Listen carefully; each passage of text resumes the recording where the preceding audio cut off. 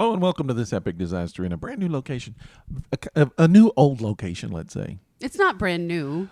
We are broadcasting from your apartment, your house. What is My this? house. It's a house. It's a house apartment. It's a house. It's a small house. And we've done it before, and we're doing this again. And there's a reason why we're doing it. We'll talk about that in a few minutes. Yep. First, hi. Hi. How are Hello. you? How's everybody doing out Long there? time no see. It's Monday again and time for a new episode. And if you're listening to it on Tuesday or Wednesday or Thursday, it's not Monday. Although these days, who knows what day it is? No one knows. It all gets kind of mixed up. I was on the way over here.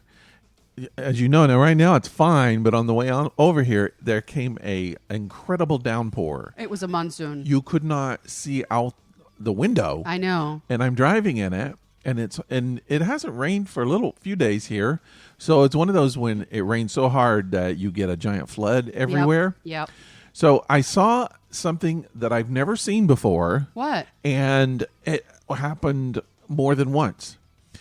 People driving in the monsoon with no lights on, but their hazards are on. How many times have I complained about people driving in storms with no fucking lights on? But that's not what I mean. But then they had their hazards on. They're concerned about hazards. They're concerned about being seen so much that they turn their hazards on, but not their regular lights. Not their headlights. How ridiculous is that? It's stupid. I mean, stupid. I've been in a monsoon of that sort before, driving and seen somebody doing, I swear to God, 30 miles an hour on the interstate, which is illegal. By the way. that was same person was in front of me on the way over here with their hazards going. Yes, but no lights on. And they keep hitting their brakes on top of that. Oh yeah. And first of all, they should be stopped for going too slow, because this is a minimum of 40 miles an hour on the interstate. That's a law here in Georgia. And they're doing 30 and white knuckling it the whole way. It's like, if this really scares you this badly, pull the hell over and give it 5 minutes. Well, You'll be fine. The person in front of me had the hazards on but no lights, and I was like, that's so weird. Why would they do that? And then I looked around and noticed other people were doing the same thing. Yeah. Did we have that conversation on the Life and Kill podcast about driving with your hazards on? I feel like we did, and you were saying you weren't supposed to. Was that you? No. Okay. No. Because I know I got into this conversation with someone on the internet, someone on Facebook at once. Yeah. Who was telling me you're not supposed to use your hazards While driving? While it's raining. And I thought, and I think the person actually said it was illegal. And I thought I would break that law. I don't care. I've never heard of that. I looked it up, and you're not supposed to. Whether it's illegal, I don't know, but you're not supposed to do it. But I just thought that's what hazards are for. Well, no, driving in hazard conditions. Hazards are, hey, I'm hauling a big thing here, or hey, I'm having car trouble, so I'm going to turn my hazards on. That way, if you're coming up behind me, you see me and you understand that I'm in distress of some kind, vehicular distress of some kind. But I think that a monsoon is vehicular distress of some kind. I feel like if you're in hazard, like if you're in a fog, if you get in a fog zone all of a sudden and you can't see, turning the hazards on, in my opinion, is a good idea, because it help anything you can do to help be seen into those conditions is a good idea, in my opinion. In fog, let me ask you this, because people debate about this too. Right. In fog, do you turn your brights on or no? I have done it, and I can't see anything. And then you turn them on low, and you can see better. Yeah. I have a Subaru that has these lower little fog lights, and those work magic. That's man. what they're for. Awesome. Fog. I have a car that has fog lights on it too. Unfortunately, when I bought it, they said all the lights were working, and one of them was not. Yeah. So I only have one fog light. Yeah, but how hard is that to replace? Well, it's expensive. It's expensive. You know what else is expensive? Beer. Not always. Not all beer is expensive, no, though. This is clearly not expensive. I don't think we got an expensive beer today. We I'm got a gonna good go one, ahead though, and I believe. I open hope. mine. What are we drinking today? Sorry. I need to put my glasses on. Put your glasses on and tell the fine listeners out there what we're going to be sipping on during the podcast. So this is from Founders Brewery, and I really like Founders. Yeah, we've had some good stuff from them, I think. Yeah, we really have. This is their solid gold premium lager. Solid Gold. Do we have to do the dance that the Solid Gold dancers used to do? Oh, that would be cool. We should. Or hire people to do it. I'd hurt myself if I tried it, honestly. Yeah, this is only 4.4% alcohol, so it's a good thing that you brought me a boozy shake prior to this. It better be tasty, though. If it doesn't have a lot of alcohol, then it needs to be tasty. That's the way I think of it. So it looks pretty simple. It's just finest hops and malts premium lager called Solid Gold by Founders. We're going to go ahead and try it. I'm going to open mine. You opted for no glass, which Doug will be unhappy to hear. I have opted for a glass. Henceforth, I need to put my microphone down to pour it. Yeah, and I'll try to describe the color because since I'm not pouring mine out, I think everybody, it's very light. It's one of those really light colors. And, I don't know, that's not amber. Gold. It's very golden color. As it's coming out of the can, it looks like it's going to be really light, almost white. Well, it just looks like a Pilsner, just a regular lager. Sure. Just a beer. Okay. Just a beer. So let's try it. I'm going to take a sip. All right. Or as we used to say in East Tennessee, take a sup. A sup? Yeah. You going to sup it? That's what they say. You want to take a sup of this? Yeah. No, but see, in England, when someone says they're going to sup, that means they're going to eat. Yeah, supper. Not drink. No. But sip and sup. East Tennessee, sup is the word for sip. Take a sup. Go ahead and take a sup. Take a sup. Get some of that moonshine. Take your sup. Have yourself a sup. Take you a little sup. Have yourself a sup. All right, I'm going to take a sup. Here we go. Interesting. Does it taste like can? It doesn't taste like can. So I just had a milkshake, boozy shake, with, I think, no booze. I don't think they put the booze in it. No, I think they forgot the booze, which is very disappointing. But I do have that milky taste in my mouth, so I think it alters the flavor a bit. But it's very floral. Do you know what I'm saying? Well, unfortunately, like I just had a shake too. Roses and lilacs. Mine did have booze in it, and but I do agree with you because of the lactose coating in your mouth. Mm-hmm. It does change the flavor of the beer. So basically, we can't rate this at all. No, we will as we're doing the show. We'll it'll get. I think the flavors will start coming out. I agree. I agree. We're not drinking the boozy shakes at this point. So I've been spending a lot of time. I'll get into this story. I don't know. Should I do this? Yeah, should I tell this story? I'll tell it in chronological order. This week, and I'm not going to go into full details to protect the privacy of people. Uh-huh. But so my wife got a note from someone in her an email from someone in her family. And she read me the note, and the person said that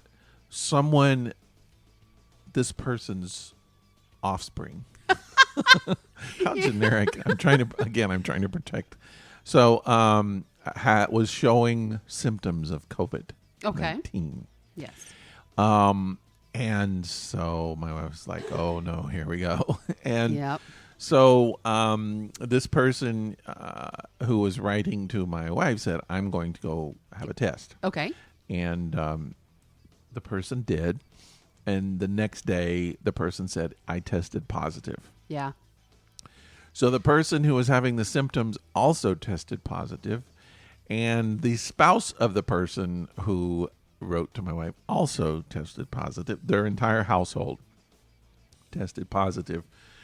My wife's mother, who's 80 years old, it lives in the house with them. Oh, no. And so my wife was like, uh-oh. Yeah. You don't want an 80-year-old person getting COVID. No. Now, this is outside of Minneapolis. Okay. So my wife said, test mom. Let's see. If she's negative, I'm coming to get her. So she took a test. She tested negative. Okay. My wife immediately jumped in a car and drove 20 hours to get her mother. Oh, my word. So she couldn't even stop and visit her family because they all have COVID. So she had to basically pick up her mom, wave at everyone. Hi, love you, bye. They went to a hotel and stayed and then drove 20 more hours back to Atlanta. Wow, I bet she's beat as 40 tired. hours in a car to pick up her mom. 20 of which were with her mother. Yeah. So, I say that with the attitude because for me that would be hell. I think they were okay. I mean, I don't know what happened, but I'm sure they listened to music and discussed things and whatever. Sure. So she wouldn't let her mom bring anything back. Of course, she's like, "We'll buy you all new clothes. Just grab your medicine. Any kind of essentials you have to have, and then we will buy new clothes. We'll buy any supplies you need." So she sprayed everything down and put it in the car, and they hopped in the car and came back. So we have my mother-in-law in the house, and where she stays in the guest room is right next to my studio where we normally record. Correct. And so that's why we're recording here. Because I am no longer allowed in the house. Well, you are, and I think it would be fine, but just for added protection. Of course. I'm not offended by that. Well, no, but I mean, when you think about it, I'm here. I'm being exposed to everything in your house and you. And you then go I'm to the going store. back. Yeah, and then I'm going back. So if we were worried about you, I wouldn't be here. Right. So I don't think we're worried about that. It's just an added protection. If you had to come over, that's fine. Sure. But because it's upstairs, close to where she's living, it's again, it's sort of a privacy thing for her. So we're not just invading her space. Yeah. So anyway, we'll probably be recording here we'll be doing the show here for a couple, 3 maybe weeks, possibly 4. So Mom normally comes for Thanksgiving, yes, which is at the end of November, right? Duh. And she may not want to make 2 trips this year. No, she usually comes down for Mother's Day and then comes down for Thanksgiving. She did not come down for Mother's Day this year. Oh, okay. So it's a little late, so she's fine. Okay. She's all right. Okay. Is there any possibility that she could just stay through Thanksgiving? Oh, no. Why is that? Well, I mean, so here's the thing, and I mean, I'm not saying anything that I wouldn't say to her face. Right. I like my privacy.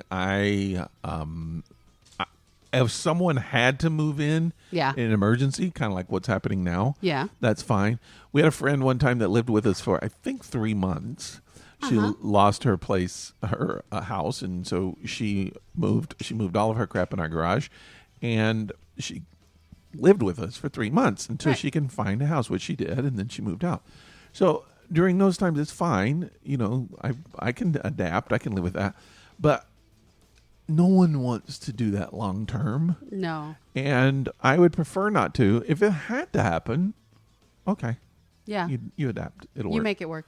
I mean, when you think about it, what is it? We're in July. So the 1st of July. So July, August, September, October. No, it's only 5 months. Yeah. Can you believe that? Thanksgiving is less than a half year away. So you had somebody live with you for 3 months, but then again, that particular friend didn't hang out at the house so much. No, she did. But she stayed upstairs almost exclusively. Yeah. So it's different to have a friend who's completely independent and doesn't depend on you, and then you have your mother-in-law who is a little bit dependent. Well, there's always the family dynamic. My wife and her mother kind of figuring out. It's like my wife is like, "This is my house, you do it my way," and my mother-in-law is like, "I'm your mother, do it my way." Right. And so, and you just sit quietly. I just shut up and enjoy the show. So, but it's fun. So, and I like my mother-in-law, so that's good. At least it's not somebody I don't like. So, sure. And then they go off like tonight. They went and had dinner together. So, I think it'll work out. Cool. It's no big deal. So. Anyway, but because of this, and if we had to move back in, we could if something happened. But right now, so what happened is when she came over, I had to move a lot of stuff. And so I ended up moving it into the studio. So you can't even walk into the studio right now. Oh, really? But this week, I'm kind of I've sort of committed to doing some cleaning in the studio. And over in my wife's office, I've got to get all that stuff cleaned up. Cool. So that's what I'm doing this week. Speaking of cleaning, I spent today doing some cleaning that I've been talking about doing for the last several weeks. And being at home, there's no reason why I haven't done it other than basically laziness and no motivation. Excuse me. But today I knew you were coming over, and my house was disgusting. So I said, well, it's covered in pollen. We both have issues with allergies because I sit at my window and I have the window open all day long while I'm working, and pollen just comes on in. Well, you got it's sort of a gardeny kind of area. There's a lot of foliage around. Yes, there is. Is yes, it there foliage or foliage? We've had this conversation. Foliage. Foliage. Yes. Foliage. That's correct. I was just testing you. I know what it is. Foliage would be if you were foiled. That's like spoilage. Yes. Spoilage. Let's foil. Is it spoilage? Spoilage. Spoilage sounds like no. Let's not talk about what spoilage sounds like. Okay. But yeah, so I got into cleaning my house, and I'm super excited about it now. I got super pumped. All I had to do was start, and that's weird for me to realize that, because I mean, we've talked about it before. I've told you to your face sometimes I need a kick in the ass to get off the couch, and apparently it's true. Yeah, did you hear my dog? She's agreeing with you. She's like, yes, I need to kick her in the ass to get her off the couch to take me for a damn walk. I want to be the one to kick her ass. Oh, I said the word. But anyways, it felt good. Like, I am affected by my surroundings when it comes to things like clutter and filth. Me too. And stuff. It affects my mood, and then it's just cyclical. You know, your mood affects the way you take care of your house, and then the way you take care of your house affects your mood, et cetera, et cetera. On and on, and it's an ugly circle. So today I hung up artwork. I have all the lights on. I did the floors. I washed my windows, let more light in. I decluttered some areas, and I still have a ways to go, obviously. But I'm excited to do it. So my plan for tomorrow is to completely redo my bookcase, and I'm going to tackle my closet, which is, I have one closet in this house. One. So when you think of everything that you put away into a closet in your house, whether it be a linen closet with your sheets and your bedding, whether it be a broom closet with your brooms and your dead bodies, whether it be your clothing in your bedroom closet. I have one closet. It's all in there. Not to mention things I store, like my Christmas tree and my Christmas decorations. It's all in one closet because I don't want to put it down in the garage. It's gross down there. Right. So, that's my goal for tomorrow, is to tackle that closet after I tackle that bookcase.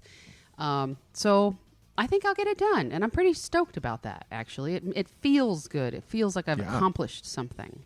It'll be fun. Yeah. You want to play a game? Let's play a game. Then I got some questions I want to ask you. Let's play a little Would You Rather. All right, let's do that. Would You Rather game we play every episode since the beginning of time. Yeah. Big Bang, and then Would You Rather. That's right. Would you rather have a Big Bang or not have a Big Bang? Well, it depends on who's the Big Bang with. It depends on who I'm banging. You're going to toss the stones? Yeah. You're going to need to put your glasses on. I will have to do that. All right. It's blue. Good thing I didn't call it today. All right, here we go. Blue. Blue. What did you blue? Blue is appearance embarrassment. Would you rather accidentally give your priest or rabbi the finger when he cuts you off in his car, or have your friends catch you picking up trash wearing a felon orange jumpsuit? I would rather have my friends see me picking up garbage, doing my community service, because it proves that I am doing my duty. Based on whatever infraction that occurred. I am owning up to it, and you don't have a priest or rabbi. And I don't have a priest or rabbi. And actually, I've already done that. I've already flipped off somebody I worked with because I didn't know it was them, and they were being a bitch in their car, and I drove by and totally flipped her off. And then you gotta live with it. And you're like, and then I was like, oh. And then you wave like, I did that on purpose. I knew it was you. Yeah, sorry. Oh my God. Yeah. Whoops. All right. You know what color we haven't dropped in a long time? Red. No, we dropped red. I don't think we dropped green in a while, have we? I don't think so. Or no, we had that one episode where both of us dropped green. Yeah. All right. And it's green. I knew as soon as I You're said that. You're so psychic. I knew as soon as I said that would happen. Oh, shit. All right, green. You're so psychic. Green. All right. So your green question. Green I need glasses. Question. We are so old. I was talking to a friend of mine who is actually exactly 2 weeks older than me. Yeah. And he and I agree that over the last 3 years for both of us, eyesight just well, you're at the age when it downhill. happened, late 40s, yeah. Yeah. Well, I'm mid-40s. Thank you very much. Mid to late. I am 45 years old. That's mid. Yeah. Okay, mid to late. That's what I'm saying. That's about I will when be it started 46 next month, and then you can call me late 40s. Late 40s. It's green. Your question is green. It's ethics and intellect. I had an old person's moment, which we'll talk about after this. Okay. Go ethics, intellect. Yeah. Would you rather idolize Hitler Oh my God. or be related and loyal to Saddam? I assume they mean Saddam Hussein. Neither. But I'll go with that one, the last one. All right. Because if I'm related to him, it would make sense of why I would be a little more devoted. That's right there. If you were related to him, though, you could always tell him to fuck off and walk away. Yeah, but you wouldn't. I mean, you would probably think the way he thinks. If you're in the family of any dictator, you probably think they're doing okay. I assume so. So I guess I would pick that. I don't know. Neither would be preferable. Neither would be fun. So I had an old man moment a couple of days ago, or maybe it was yesterday. I'm starting a new portrait, airbrush portrait, which I used to do a lot. I'm not doing as many, but I wanted to do one because I just kind of a change of pace. Uh-huh. And the last one that I did, I started realizing, and speaking of eyesight, I just couldn't see well enough to do the portrait. And it was really bugging me. That's frustrating. Very much so. And so I started this one, and I'm having the same problems, and it's just really frustrating. And I just thought, this is the last airbrush portrait I'm ever going to do. No. I can't see. Why would I do them? I can't see. So it's just like, I'm not going to stop because I want to. I just can't do it anymore. So I'm going to have to quit. Mm-hmm. And so I'm in Walmart picking up a few things. And as I'm starting to walk out, there's the little shelf of all the stuff as seen on TV stuff. Yeah, yeah. They have these glasses that are magnifying glasses, and they have little lights on them. Oh, yeah. I've seen them. And I looked at it and I thought, that's my problem. I need magnification and illumination. Yep. I'm buying them. So I bought them. I'm so stoked. And I put them on. And I look like my dad going through stuff for his flea market stash. Looking at all the numbers and all the little special codes or whatever on everything to see if it's worth any money. But that's what I feel like. But I put it on and I started kind of doing a little work, and I thought this might be what I've been missing. So yeah, now absolutely. I feel like an old guy, but at least I might still be able to do. So I agree with you completely because I have started instructions on food packages and things like that. They're so tiny, and even when I read what beer we're drinking every week, I have to put glasses on now because it's too small. And so up until maybe last year, I could just over by the stove, turn the surface light on so that there's a little bit of illumination and I could read it. But even now, this year, that's not good enough. No. I have to have glasses and light. Yeah. And even that light isn't good enough. I need light. Yeah, the light problem, I've been surprised at.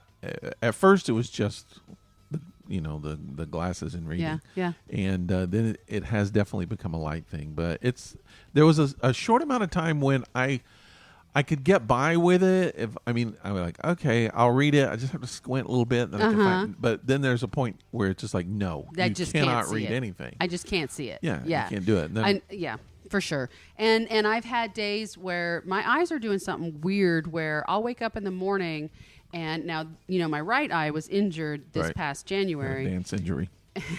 And I still have some issues with it on occasion, but my left eye has started doing something weird where it just goes completely blurry. Okay. And I can't see out of it at all. And it feels like there's something coating it. I don't know. It's weird. Okay. And I wake up like that. And if it starts out like that during the morning, it's going to be like that all day. Yeah, I can relate. I have that same kind of thing. And I don't know what it is. And I'll probably ask my doctor about it. Part of it, I think, allergies. Probably. But to sit in front of a computer and stare at a computer all day, which is what I do for a living, yes, with one eye that's jacked and one eye that is useless, it's getting really frustrating. Yeah. So I'm going to have another doctor appointment. Go get see some my eyes. eye doctor. Get some new eyes.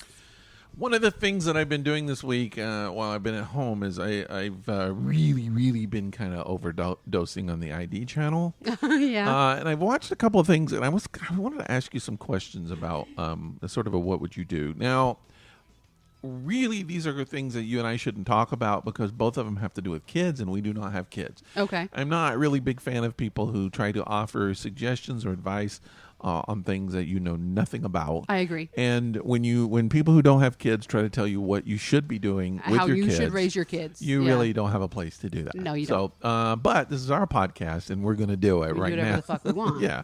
So, and these are just, if you have kids, you can sit and laugh at our answers, and say, "If only you knew." Oh, and you can send that "if only you knew" to us right. via email That's at right. thisepicdisaster@gmail.com. Yeah, and we will read your amusing comments if you would like. All right, so I've got a couple of questions.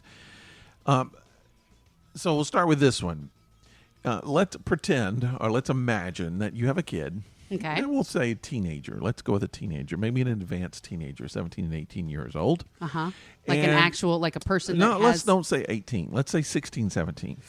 Oof. And your kid did something against the law. And you knew it. You discovered it. Let's say maybe it was arson. They set a building on fire. Oh, my God. And you discovered... You're like big deal. Yeah, like, I'm not saying law. that they stole a pencil. Stole stickers. Yeah, no. Which I did at 10, by the way. A big thing. Uh-huh. This is not 10. This is 16, 17, right. maybe 18. Would you turn them in? Your child, if you knew they did something serious. Yes, I would. That's a felony. Like I just got done saying, I would rather my friends see me in my orange jumpsuit picking up garbage, owning what I did. Yeah.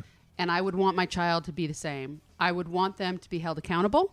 Yep. And I would want them to own it and feel it, go through it, pay it back, and then be done with it. I've seen a couple episodes where the parent did just that. They turned in their kid. They suspected or they knew that the kid did something. The child, I'll say the kid. They weren't always kids. Some of them might have been in their 20s. I don't know. Sure. And they turned them in. Yeah. So, okay. Now, that's one question. Now, this next one it's a totally different thing, but okay. I'm curious. So, let's say you have a kid, and I'm going to say 10 or 11 years old. All right. And they just decided, fuck you. They're not going to listen to anything you say. They're not going to do what you ask them to do. They're going to go out of the house if they want to. They're going to come back when they want to. They're going to, it doesn't matter. They're going to completely do what they want to do. How do you handle that? What do you do? This is why I don't have children. Yes. However, I have little brothers. Mm-hmm. And when my little brother my oldest little brother was 8 years old-ish, somewhere in there, 8 to 10. Mm-hmm. I was watching the boys while their parents went out for whatever, a meal. 15 minutes after their parents left the house, I called their parents and I said, you need to come home right now. I said, I told this little brat that he wasn't allowed to walk out this house, and guess what he did? He took off on his bike. I tracked him down. I found him. I drug him home by his shirt. He's in his room calling me a bitch. So you need to come home because I don't have kids. And that's that. I have zero idea what I would do if it was my child because I don't want to know what I would do. I have this... I've told you before several times that if I ever had children, they would be handcuffed to me until they were 30. I wouldn't let them go to the bathroom by themselves. I wouldn't let them, go to school by themselves, nothing. And it's because multiple reasons. One, I don't ever want them to get hurt. I don't want anything bad to happen to them, et cetera, et cetera. But I also don't want them to be little punks. And I don't want them to make mistakes. And I decided not to have children because I would be an extremely controlling helicopter smother is what I would be. And I've not given much thought to it since then because I know myself and I know that's what I would do. So I grew up in a family where if my parents said to do something, we did it. Right. No question. Right. You just did it. Mm-hmm. And we never said no. You weren't allowed to say no. And I think about it now. I was like, what were we afraid of? If we said no, we would get a spanking, a beating, whatever you want to call it. Yeah. But it's just like, okay. And then what? I mean, that's it? That's all you get? I guess take some things away. I don't know. See, my parents didn't know how to do any kind of discipline other than spanking. Right. And when we got old enough to where spankings didn't work, it was like, well, I don't know what to do. And so they kind of did nothing. They would kind of gripe at you for doing things, but it just took us a while to realize the spankings aren't going to work. Well, what are you going to do? So, but we were sort of trained, and it was ingrained to just do what we were told. So we never really questioned our parents. We didn't disobey our parents. So it kind of worked for us. But I don't know what my parents would have done if at a young age, 11 years old, if we had said no, or screw you, or I'm going to do what I want to do. What are you going to do about it? Right. Now, I think my dad, knowing my dad, he would have said, "Get out of the house." But how do you say that to an 11-year-old? I mean, there are homeless children on the streets whose parents have said that. Yep. And that's their lifestyle, and then they became that. Now, I think, knowing my dad, he'd be like, "So, that's your choice. You made that choice." But not everybody could look at it that way. It is a kid. So what do? How do you handle it? You can't really call the cops and say, "No, he's not. Make my son obey me." Right. So I don't know how you would handle a defiant kid that says no. And again, this came from a show on the ID where this kid was just like, "What are you going to do about it?" Well, okay. I'll tell you what I think, but first let me tell you that it's difficult for me to answer that question because, as you know, I grew up in a household with one abusive parent, mm-hmm. and it was a secret from the other parent. So, and the other parent was actually rather lenient, and if I did ever get grounded or anything of that nature, that parent would let me off early, mm-hmm. And let me do things I wasn't allowed to do at the time, etc. The other parent, so for me, if I never, like you were just saying, you didn't know what would happen if you said no to your parents. Well, to me, it's like, well, bad things are already happening. How worse can it get? Right? So I said no all the time. All the time. I was having a conversation with my mother last week, I think, and she could actually tell you every time we ever dared say no to her. Wow. I mean, it was so few times, so few moments.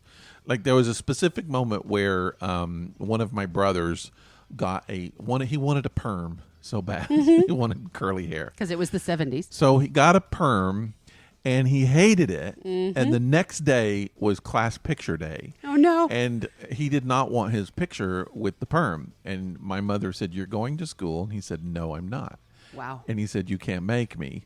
And my mother just lost it. And to this day, we have a picture of him with curly hair. See, if I were that kid, I would have shaved my head. I don't think there was time, and at the time, shaved heads weren't a big thing. Now, he probably would have. Yeah. But yeah, I don't know. I just don't understand why, if a kid wants a perm, why you would just immediately give him a perm? Why don't you roll it to see if they like it? Yeah. Don't make it permanent. I don't know how that works, but anyway. At least put some water. I think they did. They tried to put water on it to get it out for it. I don't know.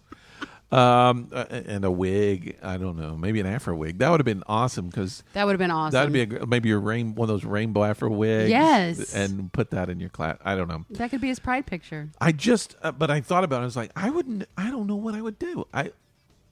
I would hope that a kid would not be defiant like that, but you can't beat them. You can't kick them out. Nope. There are certain things you can take away. You can not let them have Wi-Fi. You can not let them watch TV. You can not let them use a computer. So, they can kind of control how much you're taking away, and maybe that will do some damage. I mean, do some help, but it could actually cause more damage.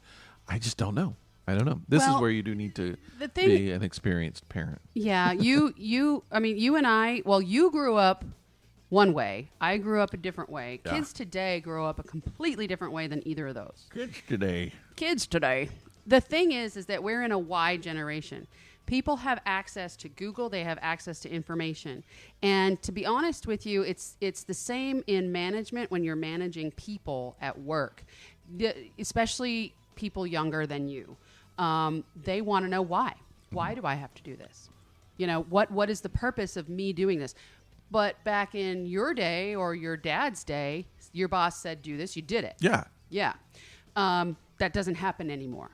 I tell my people to do something and they want to have a discussion about why. Yeah. And I understand that that's just the way humans are these days due to the ability to gain access to information at the touch of your fingers. And they want to have an explanation, and they can get it from the internet. But also on the opposite side of that, it's when you say, what could you take away from your child that would be considered punishment enough, or what could you threaten to take away from your child that would be considered punishment enough to deter them from doing something, right? Yeah. On the opposite, it's the same thing in managing people. What motivates these employees? Not all people are motivated by money. Not all people are motivated by comp time. Not all people are motivated by incentives like, gift cards or free lunch or, whatever. So you have to figure out for each and every person on your team what motivates that person and how can I provide that to that person to get them to do what I need them to do. But when did it become a point where when you're working for a company, the company works for you? I feel like you were hired or you applied for a job to work for the company, not so that the company can provide you with money. That's not why the company exists. That's why people apply for work these days. They don't apply for work to work for a company. They apply to work to make a check. Then get the hell out. I mean, I feel like that. I understand the bottom line is that, but you're working for a company to further the company, to help the company to reach their goals. Yeah. That's why you work for a company. Well, like years ago when I worked for a restaurant, I remember that I worked for a Japanese restaurant, and so I would do every single thing that I can to make the chef's job easier. So I would if they dropped something, I would just immediately, they didn't even have to ask, I would immediately pick it up, go get them a replacement. Right. If they needed anything, I was there to serve them. It was like they were the top because they were the ones that were providing the service that people paid for. No one cared if I gave them a clean, well, they do, if I gave them a clean glass of water or I picked up their plate when they were done eating. But no, they want the good food that the chef is providing. And it was one of those kind of Benihana kind of restaurants where they sort of do a show. The hibachi. Yeah, the chefs were the star of the show. Yeah. So that's what the way I looked at it. And I remember the manager one time told me, he said, you have a very Japanese mind. He said, that's the way the Japanese think to serve the chefs or to serve the people who are in place, and Americans don't have that attitude. No, they don't. And everybody else was just like, they would say, can you do this? And they'd be like, screw you. Yeah. Well, nowadays, I'll be honest with you, and I'm not saying this about all of my team, and I'm not even really specifically about my team. I don't want to do that because that's not fair. I want to talk about just this next generation of employees, of workforce that's coming in, the younger ones, the ones right out of college now, not millennials. Millennials are in their 30s now. We're talking about the ones that are, in their 20s still. What are they calling just coming out of Generation Y or something like that. So everybody's running out of stupid Everybody's nicknames. out for themselves. Yeah. They don't work for a company. They work for themselves. But And they won't be if that's not perpetuated. That's the mindset, though. Yeah, that is the mindset. They have been told over and over and over then they again don't get a job. that they are special and that, and in some ways they are. I'm sure, one might be a great artist, one might be really in tune to people's needs, et cetera, but in the workforce, you get a job, you work for the company, you do your job for the company, they reward you in a paycheck. Now, if that's not enough for you, then maybe you need to go out and work on your own. Maybe you need to go freelance. Maybe that would be better for you. Oh, you can't? Okay. Well, then why don't you do it my way? Yeah, or you don't have a job. Exactly. 'Cause Now, we're not, but again, with all the new laws these days, you can't fire anybody you can legally say, we are an at-will workforce. I can fire you at any time for any reason, no explanation needed. But they can come back and say, you did it because of this, you did it because of that, and now I have to prove that I didn't do it because of that. I took a course recently in HR, and did you know that as of today, or as of, I think it was last year, based on a law that just got passed, every single person in the workforce is considered disabled. I'll get you the law next time. I don't have it in front of me right now. But because of it, every single person in the workforce is considered disabled because it doesn't have to be medically proven anymore. I can say that I'm emotionally compromised. And, that's why I can be considered disabled. That's why you see people bringing pets into restaurants now. And I mean, I see people bringing their dogs into Home Depot. I'm like, really? And I just think that, there's a sign that says no pets and people still do it. And I know that the Home Depot people are like, you know what? It's easier than just not arguing because they're going to say it's emotional support and I can't prove it. And, it's why does the blind guy get to bring his dog in here and I can't bring my dog? If your company, let's say you started hiring employees, okay? Let's say that in your business, in your small business, you started hiring employees. Mm-hmm. If you don't have a policy set in your handbook that says a policy on emotional support animals, and say Joe brings in an emotional support animal before you have a chance to put a policy in the books, and you say, I'm sorry, you can't have the animal, he's going to say, show me where it says that. Yeah, I have a friend in HR, and that's one of the things she told me. She said, you need to have a handbook with every rule. And I was like, I can't think of everything. Well, you can't, and you don't have to. There are HR support things out there, the companies that do nothing but help you do your human resources. They cost a lot of money. Not necessarily. There are free resources. But anyways, we can get into that another time. Go ahead.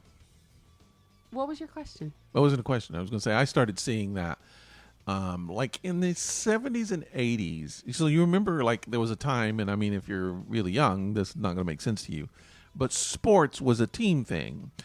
Everyone played on the team, and there were people who were better than others and some superstars, but they always played for the team, right. Whether it's football, basketball, whatever. It was all team people. And then in the 70s and 80s, the team started centering around one person. And and I'm just going to throw this out because this is not any kind of comment, but let's just say I'm Michael Jordan. I know that there are other greats, LeBron, whoever now that's playing, but I'm just going to say maybe like a Michael Jordan who becomes the superstar, and the team sort of kind of gets focused around that one person. And then nowadays what happens, that one person will play for a while here and then go to another team and play and then go to another team and play. And they'll move around. It's almost like they are their own team. Yep. The teams don't matter anymore. Right. The star is what matters. Yep. And sports is no longer a team thing. It's now an individual thing. I'm an athlete. Yeah. I'm special because I'm better than you, regardless of what team I play for. Yeah. So there's no devotion, there's no loyalty to a team anymore. And again, we're talking in generalizations here because that's not the case for everybody. You have some superstars that are loyal to their teams and don't want to leave and won't leave. But that attitude has moved into the corporate thing. So that's what everybody is. It's like, I'm better than the team that I'm playing for. Yes. And I should be treated differently. And recognized and praised. You know what? If you are, okay. If you're the world's greatest salesperson, maybe you're treated. If you're no better than anybody, then shut up and do your job. You don't get a special place. I know. You don't get a parking spot. Let's all just work together in solidarity to get our company to do well. Yeah. And then we will all be rewarded. But there's a flip side too, because companies aren't loyal anymore. They'll get rid of you because they're having a problem, and it doesn't matter how long that you've worked for the company, be there 50 years, and they'll still fire you the next day just for what reason Budgetary. they want to. Yeah. You're gone. Yeah. So people, I guess the attitude is just like, why would I show you loyalty when you're not showing us loyalty? But there used to be that kind of mutual loyalty. But I think, if you take the attitude of this company is who's paying me, this is where I'm getting my money, so I should put in as much time and energy and whatever to the company so that they can pay me, but no one thinks of that anymore. I know. It's just like, just give me money. It's a very strange go in and dynamic do what I have these to days. do, and then give me money. And then all of the laws and stuff behind it anymore are just really in depth, like to a point 40, 50 years ago, they never thought they would have to be. You know, I mean, the laws have changed. The laws can change 3-4 times a year these days. Yeah. And it's just, it blows me away. Did you need to say something? Well, yeah, I was going to say that you had mentioned you worked at a Japanese restaurant, and I wanted to know if you had ever tried mochi. Mochi, that really cute waitress? I did not. Hey, now. What? If there's actually a really cute waitress named Mochi, I would like to know, because I think that's super cute. I can picture her now. I have not. No. Why? Why do you ask? Well, I have some here, and we're going to do a taste test. You have waitresses? What are you talking about? No! We're not going to taste test waitresses, which actually might be fun. We are going to taste test mochi, which is a Japanese snack, often sweet. Oh. It is a type of rice cake, and it's been around for centuries. A lot of people arrive in Japan and are confronted with these seemingly unusual blobs of pounded rice and wonder, what on earth is this? It's sticky, it's stretchy. It's a curiosity for people that have never had it. So if you've not had it, this will be fun, because I love mochi. Well, I haven't had it. I don't even know what it is, except sticky and stretchy, which was my nicknames at one point. When you were working at the Japanese restaurant. That's right. They probably just called you mochi behind your back. No, they called. That was fun. I can't hardly say this without sounding racist, and it's not racist. It's just true. They would call me lick, because it was a Japanese restaurant, and the Japanese don't have the sound for R is kind of an L, really kind of a flick of the tongue. It's a tapping of a tongue on the roof of your mouth. And my name Rick came out Lick to them. So for a long time I was known as Lick. And there was a guy, one of the guys that worked there for, I don't know, a month. I called him Rocky. I thought his name was Rocky. No. I thought his name was Lucky, but his name was Rocky. Oh no! Because everybody around you was calling him Lucky, and they were really saying Rocky, but I thought it was Lucky. So I called him Lucky for like a month. Oh no! And then I realized it was Rocky, and I was like, "Oh man!" Sorry. I was hoping they didn't think I was making fun of him. Oh, that's awful. But again, what do you expect from a guy named Lick? I mean, you know. Well, I know what I expect if I'm a waitress named Mochi. That's right.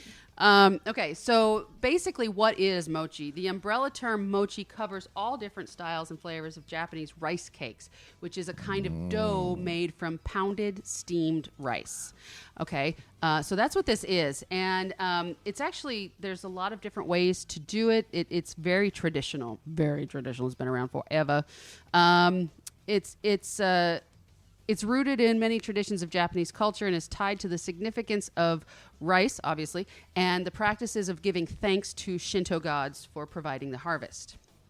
I'm just going to read a little bit here. In ancient Japan, it was believed that mochi held a divine presence, so it was regarded as a sacred food that was eaten to pray for health and good fortune. Now it's eaten all year round because it's awesome. A little side thing. Do we have anything like that? Like, let's say from a Christian tradition, like a snack that's supposed to be holy, a holy snack, other than like mass, which I'm not talking about that. But right. I had a friend who was I want to say she was Catholic, but I don't remember. Maybe Protestant. Anyways, her mother, it wasn't like a daily eating thing, but they made divinity. I think that's what it's called. Know what that is. It's candy, I think. It's like, I think it's some sort of meringue candy, but I can't be certain because I don't know. I can look it up. I have a computer right in front of me. There's not like prayer pudding or something like that. No, I don't think so. Huh. But the Japanese hold their food very sacred. Yeah. They always have. Right. And it makes sense to me that they would place importance on their food. Sure. I just wonder if there was something like that. But they still make different types for different festivals and seasonal events throughout the year. Okay. Now there's lots of different kinds of mochi. On its own, mochi tastes like rice, but it's sticky and stretchy, soft and chewy, all at the same time. And it's very versatile. It's kind of like tofu. Like tofu, you can impart flavors onto it. Right. You can do the same with mochi. Okay. It's used in a lot of different dishes, not all sweet either, which is kind of cool. And different regions of Japan have different specialties. And it's also widely used in home cooking. Like everybody makes this stuff over there. A typical piece of mochi is a sticky, stretchy rice that's been pounded until smooth and obviously can take on a variety of sweet and savory forms. Real quick on how it's made. It's made from a glutinous short grain rice called mochi gomi. I think that's how it's pronounced. It's known for having a chewy texture.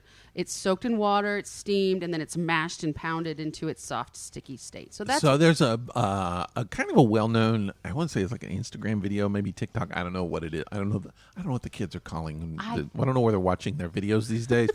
I saw it on the TikTok, IGTV, Instagram TV, but so it's like a couple of Asian guys, and I don't know what country. I'm not going to say because I don't want to be accused of being racist, but they're doing this thing where there's like a big bowl, a big wad of like doughy substance, and it's sort of in like a hollowed out piece of wood, almost like a tree trunk. And one guy is like, he gets in there and he kind of squishes it, and then he backs off real quick, and the guy pounds it with a hammer really hard, and then he comes back down. The other guy comes down and he squishes it and flips it, and he backs off, and the guy pounds it, and they're doing it like really fast, yeah. Really, really, really, really quick. Yeah. And you're wondering when the hammer's going to come down on the other dude's head, but it never happens. And I'm just wondering if that's what they're making, because they're pounding this big rice ball. They are. I'm looking at a photo of what you're talking about right now. It says one person is needed to pound the mochi and the other person to turn it over and add water. That's exactly what's happening. That they're making mochi. And if you look out the video, it's pretty amazing. And of course, the guys are doing it as a show too. They know that they're being watched. So. Well, they're being watched, but they're also probably very learned and have been practicing for a long time. Yeah. It's so basically this is what it does. The mochi gomi is soaked in water overnight, then it's steamed and it's mashed and pounded into its soft, sticky state. Making mochi the traditional way involves a mortar and a heavy mallet with at least 2 people. The pounding of the rice into mochi is called mochitsuki. Something like that. I'm sorry, I don't have the good proper pronunciations because I don't speak Japanese, and I apologize. You apologize for not speaking Japanese? Yes, I do. I can't speak any other language, and I apologize. It is hard work, but they do have machines now to make it, obviously. Making mochi together with family and friends is still commonly practiced throughout Japan as a part of celebrating the new year. As a group activity, the collaborative nature of making mochi brings people together. So it's something like when we do Thanksgiving dinner, everybody comes together and they all help cook. Right. That kind of a thing. Okay. But they do it several different times of the year. And first thing we are going to do, you and I, is we are going to eat it. Eat it. Eat it. And then we're going to talk about the different kinds. Okay, let's do it. All right. So I have 2 flavors here of store-bought mochi. I did not make this myself. You didn't pound it yourself. No, I didn't pound anything recently. All right. And what I have is a I've been red pounding bean. the mochi. I've been pounding the mochi. This is Atsuki bean mochi, which is their red bean. Chinese right. Okay. I think it's... Why do I say Chinese red bean? It's not Chinese red bean. Could be. Could be. I don't know. Oh, they're all the same. Oh, my God. Hey, who said that? You're awful. So racist. And then I have matcha mochi, which is a green tea flavor. Now, for me, matcha flavored anything is awesome. Matcha flavored ice cream is probably one of my favorites. Okay. And so when I got these, originally, I just got the green tea kind. And I love them. It's green. Okay. And then this last time I went and bought some, I bought the other type as well that was available to me at the store, which is white tea. It looks like white chocolate. It kind of does look like white chocolate. So they're well, I'll describe them since you can't see it. They're like little tiny lumps of what looks like maybe dough, with kind of a powdery coating on it, and one is green. So that's the green tea one, and one is white. Yep, and that's the one that has the red bean inside. Okay. Now, they do have a bit of a coating. I think it's just rice flour. So that they don't stick. Sure. So I'm going to have you try this one first. This is the white one. I'm going to have the, and it's it feels like a dough ball. Yeah. Oh. Yeah. That's kind of weird feeling. It feels like something I'm not supposed to be eating. But you are. Yeah, like a cookie that hasn't been, it feels very doughy. A really silky doughy, though. Okay, so be prepared. I feel like this is a joke. Are you sure? Yes, I'm sure. Okay. It's actually... It smells kind of doughy. Okay, but it's not... Remember, it's a rice. It's not dough. It's don't lick it first. Just take a bite. It's almost like a hard Jell-O is the consistency. Okay. What do you think? I'll tell you what it reminds me of. What's it remind you of? Eating raw biscuits. Okay. If you've ever eaten, just popped out the biscuits and you eat the raw dough biscuit, that's what it tastes like. So it's to me, it tastes very much like raw dough. And then in the middle, there's kind of it's a paste. Pasty filling. Not oozy. It's just as kind of doughy, but kind of almost like a fig Newton. The paste on the inside is similar to the inside of a fig Newton, but it's smoother. Right. Yeah. I like it, but I just if I picked it up and ate it and no one was standing around, I would just think, oh, that hasn't been cooked yet. Really? Yeah. Okay. Well, it tastes fine. It's like eating cookie dough, but though it's just like that should have been cooked. So something in your brain is telling you the consistency is incorrect, but you like the flavor. Yeah. Okay. You're going to be thrilled when you discover that you've dropped it on the floor. No. Stuck it up your butt. That there are other ways to eat this. I mean, stick it up your butt. No, if you like I don't know. Okay, you just got done saying the texture feels wrong to you. But basically what you just ate is Daifuku Mochi, which is a type of mochi that is big, soft, and round. Something Dow Chemical makes. You just ate the worst chemical you can eat. Daifuku Mochi. It is it's big, soft, and round with anko, which is a sweet red bean paste inside. Okay. And obviously you can find other flavors as well, which I have right here, which is the matcha. And they have a strawberry kind, too. Oh, it would be good mixed in ice cream. Chop it up and mix in some ice cream. Well, as we go through these different types of mochi, you are going to be pleasantly surprised. Now, here is your... So you're just basically going to handle this one and give it to me. Yeah. So this is the green tea one. That's the green tea one. Has a little more powdery stuff on it, or maybe it just seems like it because it's green. Yeah, it's green, so you can see it more. Do you like matcha? Do you like green tea? Mostly, yeah. Okay, so I think you'll like Sometimes this one. it's very bitter. I went to a restaurant, I can't remember which one, but they had the best green tea I think I ever had. So, again, what we're trying today is the Daifuku Mochi, which is probably the most common here in the United States. Okay. So now you've tried the green tea kind. Interesting flavors in there. It's exactly the same texture as the other one. Yep. Tastes, again, like a raw biscuit. Like I'm not supposed to be eating it. The flavor-wise, I got green tea immediately. And then it turned into very floral, like I was eating a flower. Well, green tea can be really floral. Yeah. All teas can be very floral. Yeah, but really, really, like I was eating spring, I mean. Like if you just taste the paste on its own, there's a lot of floral notes in there. Like a bubble gum. Like bubble gum. No, I don't think you can blow bubbles with mochi. And please don't try. I already did try it. Okay, but there are other kinds of mochi that I'm interested in trying. Okay. There is bota mochi, or also called ohagi. It is, it's like basically one of what we just ate, which is a daifuku turned inside out. Okay. So the mochi ball is on the inside, and the filling, the paste, coats the outside. So it's basically what we ate inside out. It's eaten in the autumn, and it does have a slightly different texture.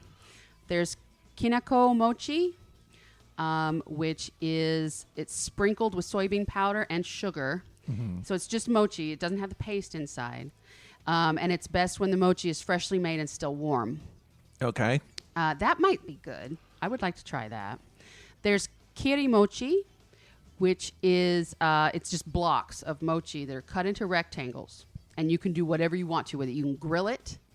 You can add it into other dishes, just like you would tofu.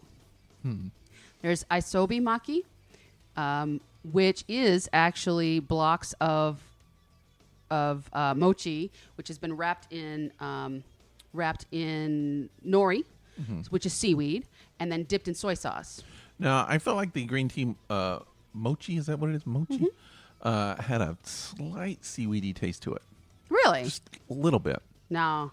But I'm tasting the floral taste even now. I mean, I could taste the tea and the stuff at the beginning. Mm-hmm. It tasted a little fishy for a second or two, and then boom. There's no fish in it at all. I don't know what it was. And then just that really strong flour flavor. When I say flour, I mean like growing flowers, not like bread flour. The floral. And I get that now. I mean, I still taste that kind of. So what they would do then is they would just make the mochi into blocks. They would grill it, wrap it in nori, and dip it in soy sauce. Grilling it. Uh-huh. Interesting. And that's also better when it's warm and fresh. There's kusa mochi, which is made from yomogi, which is mugwort. Mugwort, I guess is what it... I don't know how to say that tastes delicious. Mm-hmm. Warts. It's naturally colored green, and it translates to grass mochi. Tends to have a leafy fragrance, often with red bean paste inside, and it's usually sold in the springtime. There's yatsuhashi, which is actually a triangle-shaped mochi. It originated in Kyoto. It can be baked or raw. They come with many possible fillings between thin layers of mochi. It's normally made with cinnamon. So it's kind of like using the mochi thinly and making almost a cinnamon roll with it. And just a warning, it will make your beer taste really bitter. Oh, I bet. Yeah. I bet. I probably won't have mine just yet. Mm-hmm. This is one I really, really want to try. It's called Hanabira Mochi, and it is the Hanabira translates to flower petal. The mochi is in the shape of a flower petal. It's very thin, translucent white mochi. It surrounds a red bean and burdock root filling, and you can see the pink color of the red bean come through. It's really pretty, and it looks really delicate. Okay. There's Sakura Mochi, which is an extra sweet pink-colored mochi. It's sold in the spring for Hanami, which is a cherry blossom viewing season. It usually contains red bean. It's wrapped in a salty sakura blossom leaf, which is edible. It contrasts with the sweetness because it's salty. Okay. There's Dango. I think they made a movie about him. Yeah, that should be my superhero name. Dango. It's not mochi, but it can fall under the same mochi category. Instead of being made from rice, they're made from rice flour. There are many types of dango, but typically you'll find 3 to 5 rice balls on a stick. And in the springtime, you'll see dango sticks with white, pink, and green balls in celebration of Hanami season. The dango that are drizzled in sweet soy sauce are called mitarashi dango. Okay, so let's say people want to try it. How do they get it? I bought this at the grocery store. Just a regular, like Kroger, just walk in the grocery store? Kroger. Really? Now, this is the only offering of mochi that they had at the Kroger. Was it just... It's in the international aisle. Okay. With obviously the other Asian foods. It's not expensive. One package of 6 mochi balls cost about $3.50. Okay. And like you just tasted, if you have one, you don't really need another one for a while. Yeah. And they have... I mean, they'll last for a hot minute. So, okay. But you can also get mochi. I'm going to skip through some of these because I know there are a lot of them, but this one might excite you, and I know you can get it here in Atlanta. Okay. I don't know where, or else I would be naming names. It's mochi ice cream. Oh. So it's like daifuku, which is what we just had. The ball of mochi contains a filling, but instead of bean paste, it has ice cream inside. Well, I was thinking like chop it up into little squares and mix it in ice cream. Ooh, that too. Yeah, that would be good. Now, I've had this before, and I didn't know I'd had this before until I read this article, and I remembered my father bringing this home. It's hishi mochi. Oh. Hishi mochi, hishi means diamond, and you'll find they're 3-layered mochi pieces in the shape of a diamond, like a rhombus. It is pink, white, and green, and they're sold around the time of Hinematsuri, which is the Girls' Day festival. Okay. I'm going to skip through these other ones because that doesn't look very good. But I know you've seen a raindrop cake before. A raindrop cake? Mm-hmm. No, but I've dropped a cake in the rain. I will show you a raindrop cake. Hi, Toffee. What's the sing-along? Okay, so... Oh, stop it. Do you know what just happened? I have a touch screen on my laptop. And you touched it. And I touched it, and it went away. My picture went away. But, okay, I won't go on with the article, but there is also a savory dish Now, the raindrop cake, real quick, it's a totally clear mochi. Yeah. It's much more refined, and there's normally a flour inside of it, and it looks like a raindrop. You've seen them in images. I know you have. Maybe. It's just a big ball of clear mochi with a flour inside. It's a raindrop cake. Okay. But I saw a savory dish on my article that I'm not going to go back to right now. That was basically, it looked like miso soup with chunks of mochi in it. It's so sweet. I don't know that I could have that. But it doesn't have to be sweet. Oh, okay. It's rice. Rice is sweet. Toffee. It's toffee? What? Oh. All right. So I have a question for you before we wind it up. Thank you for trying mochi, by the way. I was good. It's not what I expected, really, I guess. It's just very doughy. It's not doughy, though. It's not dough. It's doughy. It's mochi. So I have a question for you. Now, this is going to be a weird question. Now, I don't want to know a person's name. I don't want to hear a name. Oh, God. This is just in your head. Uh-huh. The question is this. If you were going to move to a city or location to be in a relationship with someone that you would like to be in a relationship with, what's the name of the location, city/location that you would move to? Hold on. So somebody real?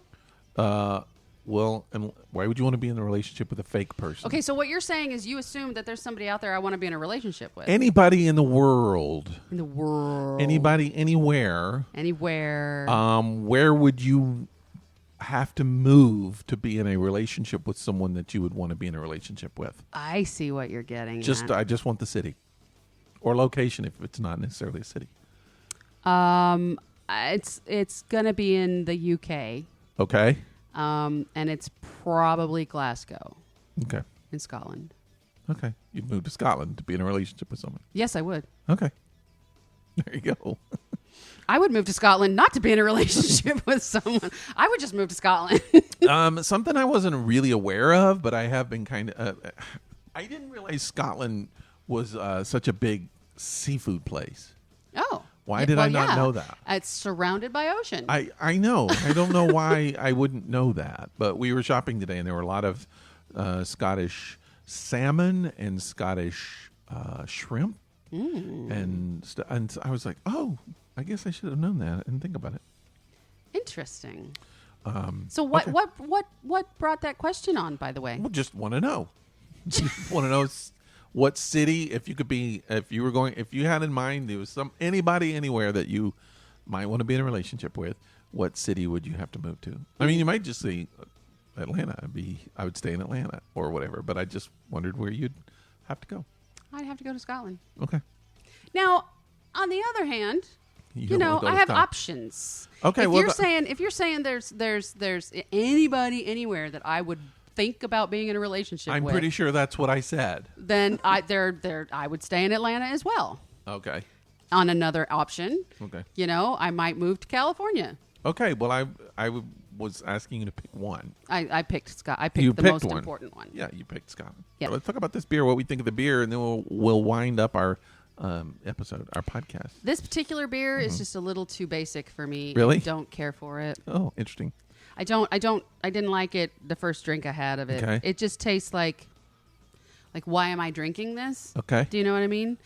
Now, I am really getting away from drinking beer in general. The only time I drink beer anymore is here on the podcast. Yeah, kind of the same way. And I'll be honest with you, if I'm going to have a beer, I want it to be worth it. Yeah. And I'm going to say this one wasn't worth it. Interesting. So, number, you want to rate it? Yeah, I'd give it a 2.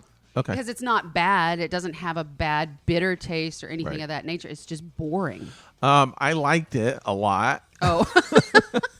I'm rating it a 3.5. Okay. This is one of those times when we're very, very different. I liked it because it's kind of mellow. There's no bitterness. It's got a really kind of consistent taste. And it's just, I found it kind of pleasing. It didn't have a really strong, it didn't have that citrus taste that I don't like. The floral taste kind of backed off a little bit. I will agree with you. It's sort of just a basic, flat, regular beer. Well, it's not flat, but flat, not flat as in no carbonation. I just mean just ordinary. But maybe, you liked it until I made you eat mochi.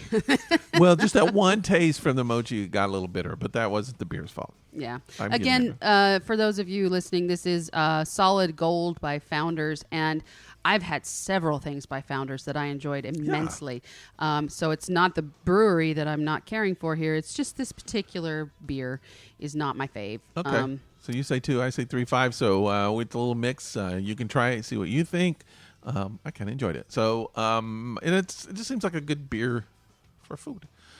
All right. So we're at the end here at this. This is the episode. Every Monday we do a new show. Yes, we do. New to the show.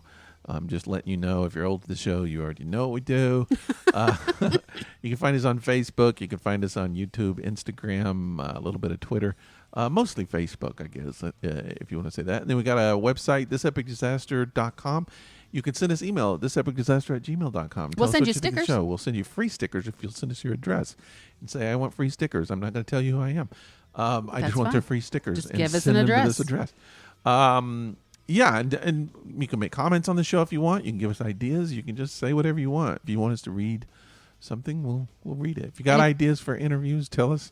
We'll try to hunt someone down. Also, let me just tell you that if you did hear Toffee in this episode, which I'm pretty sure you might have, you might hear her for the next few episodes because she does do a trumpet sound on occasion, and she's her celebration sound. She's not normally in the studio with us, but because we're recording from my house, we're not going to kick her out. No, we're in her place. Yeah. But we enjoy when you pop in and interact with us. We like our disaster baiter friends out there. We have decided to do some Zoom meetings. Our next one, I think, is going to be around your birthday. End of July, which should be fun.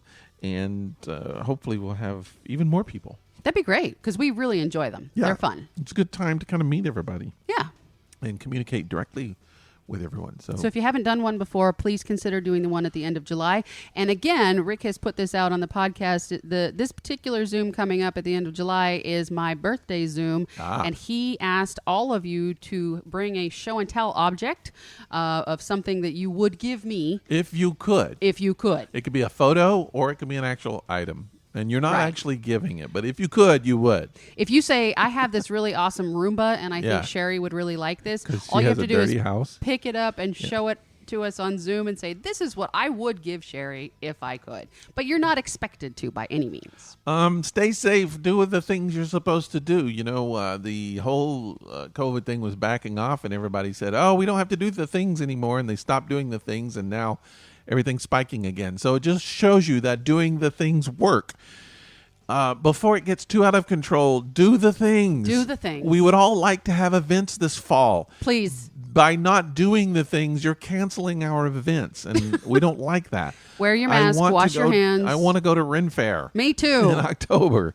And some other places. There still might be a possibility that we could go. So please, just for another couple months, let's all wear a mask. And it doesn't matter if you don't even believe it. Who cares? Just do it for 2 months. We'll get this crap over with.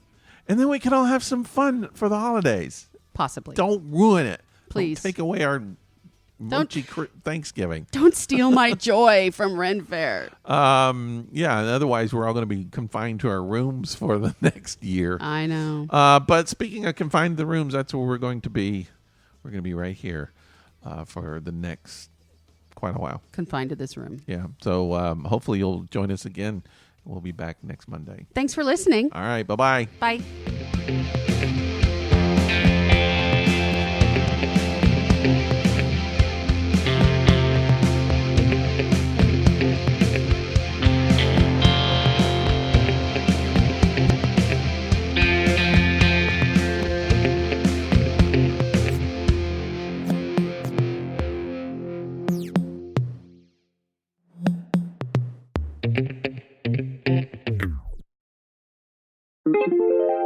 This is a Violet Jester Media podcast.